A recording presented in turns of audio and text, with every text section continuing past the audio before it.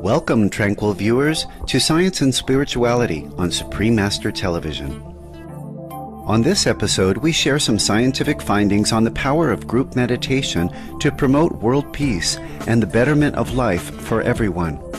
The theory of the Maharishi effect is one way of describing this phenomenon, and it has been defined as the influence of coherence and positivity in the social and natural environment generated by the practice of the Transcendental Meditation and Transcendental Meditation Siddhi programs.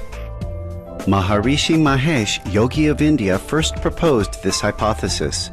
He was a spiritual teacher who during his lifetime taught a meditation technique called Transcendental Meditation. He started the Transcendental Meditation or Spiritual Regeneration movement in 1957 in Chennai, India, after which his teachings began to spread to other parts of the world.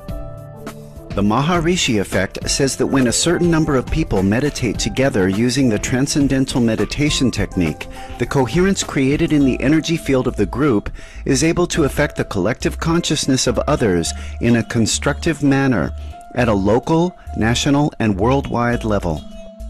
The Maharishi stated that if just 1% of a community's population practiced transcendental meditation, the unified field or calming energy generated by that group would reach out and influence the rest of that community's population, resulting in increased peace and harmony. He also stated that if a group practiced his more advanced Transcendental Meditation Siddhi program, only the square root of 1% of the population would be needed to participate to create the same effect. According to the Maharishi, when people meditate together with unified good intentions, their alpha brainwaves become synchronized or exhibit coherence. The coherence of brainwaves causes others to receive the same properties in their subconscious mind. One of the explanations for the Maharishi effect is that because a meditating group's alpha brainwaves are functioning at a profound level, the waves permeate the atmosphere to reach those in the same geographical region, influencing their hearts, thoughts, and actions. The brainwave pattern of an individual can be measured with an electroencephalogram or EEG machine. An EEG machine can detect different brainwave patterns known as beta, alpha, theta, and delta. Dr. Craig Pearson is the Vice President of the Maharishi University of Management in Iowa, USA, which was founded by Maharishi Mahesh Yogi in 1971. Here he discusses the nature of consciousness. Consciousness is something that is so intimate to us that we don't normally think about it. Just like fish swimming in the sea don't think about the water that they swim in. But consciousness is what makes us awake. We can think of consciousness as wakefulness or alertness or even intelligence. The fact that you and I are awake and able to speak to each other is due to the fact that we are conscious, that we have consciousness at the foundation of our mind. So consciousness is the most intimate value of human life. And deep within, there's a place deep inside the mind where all thoughts come. And that is a place of unlimited creativity, unlimited intelligence. The great religions have referred to it as the kingdom of heaven within. Dr. Fred Travis is the chair of the Maharishi Vedic Science Department and director of the Center for Brain, Consciousness, and Cognition at the Maharishi University of Management. For the past 20 years, he has researched the evolution of the human brain and investigated the nature of consciousness. This Maharishi effect has been documented in scientific experiments. There have been over 600 studies conducted at over 250 independent universities and research institutions in 30 countries. Dr. Travis now elaborates on one such study done in Washington, D.C., the capital of the United States, which was published in a leading sociology journal called Social Indicators Research. And in 1993, we did a similar thing in Washington, D.C., where we ended up bringing over 4,000 people to Washington, D.C. This was over a 3-week period. We were able to track 20 different indices that we had lodged previously with a group of scientists. So we weren't just finding the one that worked and that's the one we're reporting. We said these are the ones we're going to measure, and then we just measured them through the time. And we found that as the numbers went up, the quality of life again went up. The experiment set out to show that the meditation would measurably reduce violent crimes in the city, with other possible factors controlled for, such as weather, amount of daylight hours, prior crime trends, etc. It was found that in the last week of the experiment, where the number of people participating in the group meditation was at its maximum, such crimes dropped by nearly 25%. The statistical probability of getting this result was calculated to be less than 2 in 1 billion. Carl Jung, a famous Swiss psychiatrist, introduced the concept of collective subconscious in 1916. He regarded the collective subconscious as representative of wisdom and self-knowledge at the deepest level. The following is one of his famous quotes on the underlying connection between all of humanity. Our personal psychology is just a thin skin, a ripple on the ocean of collective psychology. The powerful factor, the factor which changes our whole life, which changes the surface of our known world, which makes history, is collective psychology, which moves according to laws entirely different from those of our individual consciousness. We will soon return with more regarding the power of group meditation and the Maharishi effect. Please stay tuned to Supreme Master Television.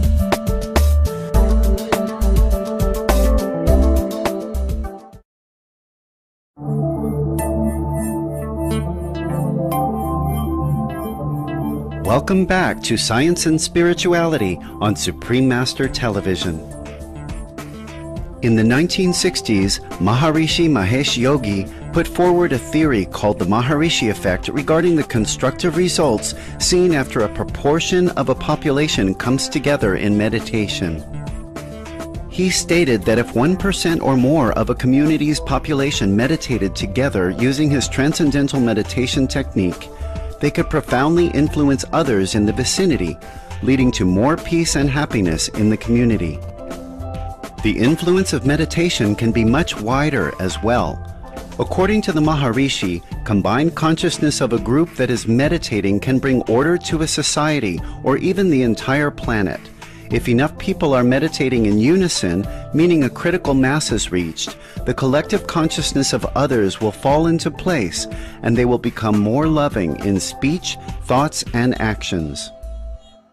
Dr. Craig Pearson, Vice President of the Maharishi University of Management, expounds once again on the nature of consciousness and its relation to the Maharishi effect. Pure consciousness is actually the field of creativity and intelligence that gives rise to and sustains the entire earth, the entire cosmos. So that means that what we're waking up in our awareness is that unified field of all the laws of nature. So it's a discovery whose implications for human life are really unimaginable, that deep within our own awareness we have access to nature's unbounded intelligence. This is the key to bringing life into harmony with natural law. And bringing life into harmony with natural law is really the only way that we'll find solutions to the problems of our planet. This is the towering discovery of our faculty. And there are many others in specific applications of this discovery of consciousness in the unified field and the different academic disciplines. But this is the great one. And the one that stands alongside that is the discovery of what we call the Maharishi effect. And the scientists here, our own faculty who discovered that and who've continued researching that, have called that the Maharishi effect in honor of our founder, Maharishi, who predicted it in the 1960s. And our faculty have led research projects demonstrating the effectiveness of this in reducing crime, even reducing warfare, reducing international terrorism. So these two discoveries go hand in hand, the discovery of consciousness as the unified field of all the laws of nature, and the ability of groups to enliven that field and create peace in the world. So for the first time in world history, thanks to these discoveries by our faculty, we actually have a technology of peace. We can create peace in the world. It's just a matter of support to bring groups together sufficiently large to create this influence for the whole human race. A study has been done regarding the Maharishi effect and international relations. It was hypothesized that the Maharishi effect could cause the United States and the former Soviet Union to have a more cooperative relationship. A group meditation was conducted at the Maharishi University of Management, with the number of participants being at least the square root of 1% of the population of the United States at that time. In the months following the gathering, the actions between the two nations became more constructive as benchmarked against their relations between 1979 and 1986. In 1990, the results of this experiment were published in Proceedings of the American Statistical Association, a compilation of papers presented during the annual meeting of the association. Dr. John Davies is currently co-director of the Partners in Conflict and Partners in Peacebuilding projects and senior associate with the Center for International Development and Conflict Management, or CIDCM, at the University of Maryland, USA. He has many years of experience in psychology, peacebuilding, and conflict management. Dr. Davies believes in the power of meditation. In an interview with the magazine Yoga International, he related a story of how an expert psychiatrist, Professor Tony Nader, taught a group of people to meditate in a Lebanese village in the Shuf Mountains in 1981. At the time, the area in which the village was located was highly unstable and was in a conflict zone. When the number of people meditating reached a critical mass, which was about 1,200 people, or 1% of the village population, bombs stopped falling around the village. In the mid-1980s, in collaboration with the Maharishi University of Management, Dr. Davies and others conducted a study to show that the Maharishi effect could bring peace to Lebanon, which was still experiencing conflict at the time. A group meditation was conducted in Jerusalem, Israel for 2 months. Group meditation was also conducted in Lebanon and in other nations for approximately 2 years, with several thousand persons participating. The researchers found that even when they controlled for other variables such as weather, religious holidays, the number of people meditating, and police activity, there was a 40 to 80% decline in violence in Lebanon during the periods of collective meditation. The result was replicated 7 times during a period between 1983 and 1985. The study was later published in the well-respected Journal of Conflict Resolution. To close, the results from experiments testing the Maharishi effect demonstrate that peace truly comes from within, and that when we are all unified in purpose, such as in desiring a loving world, global peace truly can be accomplished. Let us all work together, meditate, and follow the compassionate lifestyle of an organic vegan diet so that we may quickly fulfill the promise of the Golden Age, a planet filled with tranquility, kindness, and love for all beings. Thank you, gracious viewers, for your company on today's episode of Science and Spirituality. Coming up next is Words of Wisdom, right after noteworthy news. May you enjoy everlasting peace of mind.